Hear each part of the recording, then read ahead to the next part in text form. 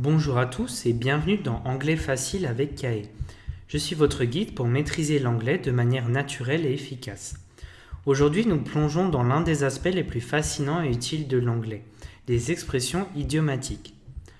Vous savez, quand mes étudiants me disent qu'ils comprennent la grammaire et le vocabulaire mais qu'ils ont du mal à suivre les conversations entre natifs, je sais exactement de quoi ils parlent. Le secret, ce sont ces petites expressions colorées qui donnent vie à la langue anglaise. Les expressions idiomatiques sont partout, dans les films, les séries, les conversations informelles, même dans le monde professionnel.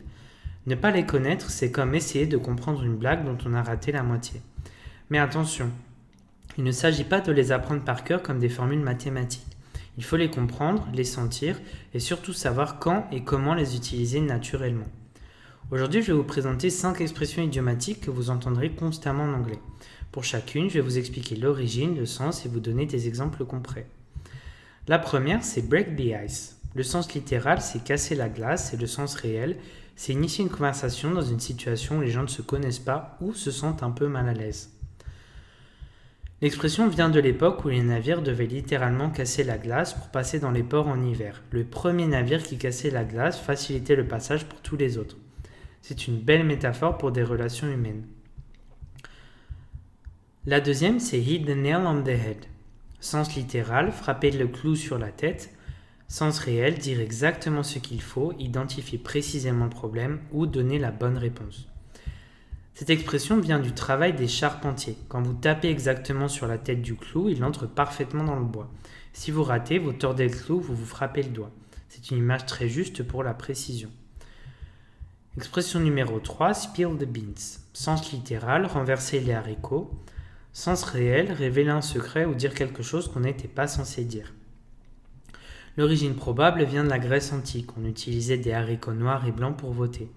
Si quelqu'un renversait accidentellement le récipient et renversait les haricots, le vote secret était révélé. D'où cette expression pour révéler un secret. L'expression numéro 4, bite the bullet.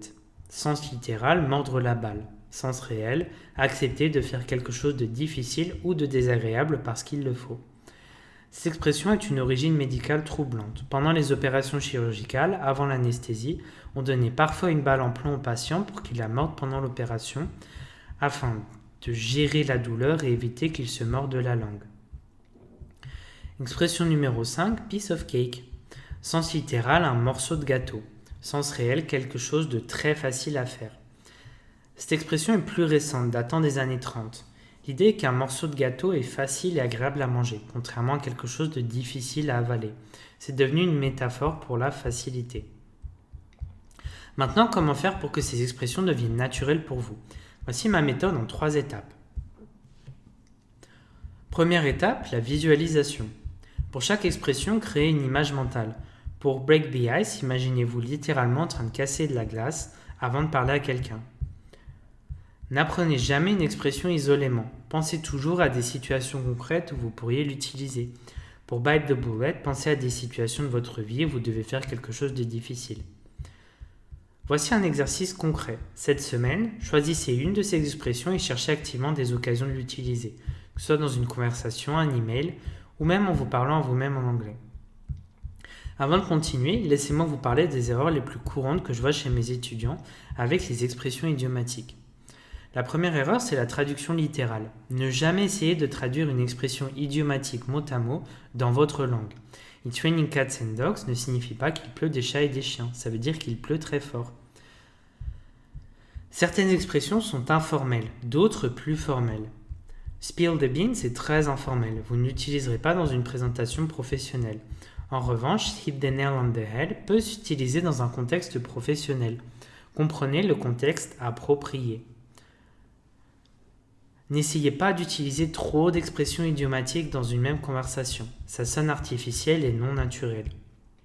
Une ou deux bien placées sont parfaites. La qualité prime sur la quantité.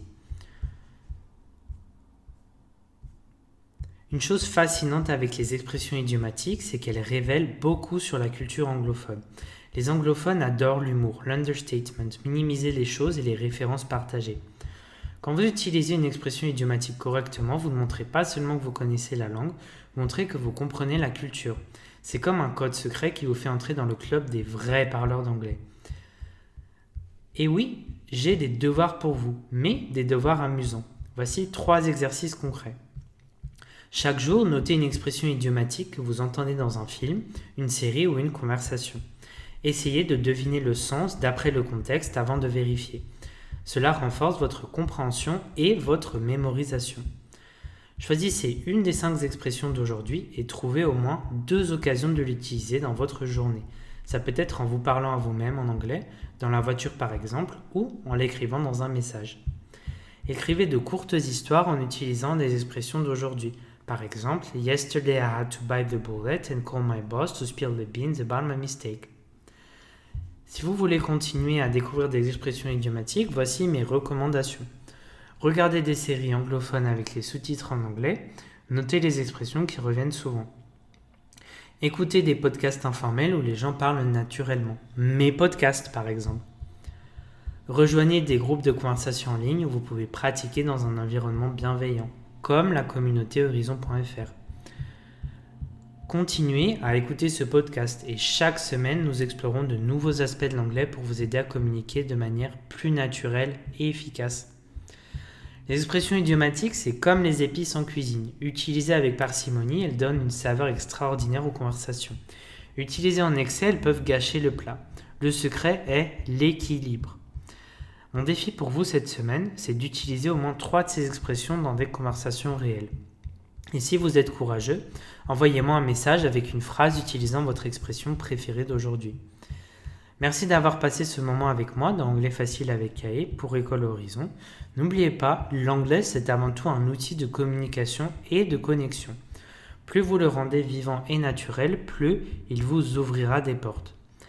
À la semaine prochaine pour de nouvelles découvertes linguistiques.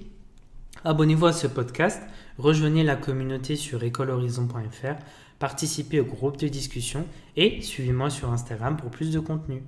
Keep learning, keep practicing and see you next week.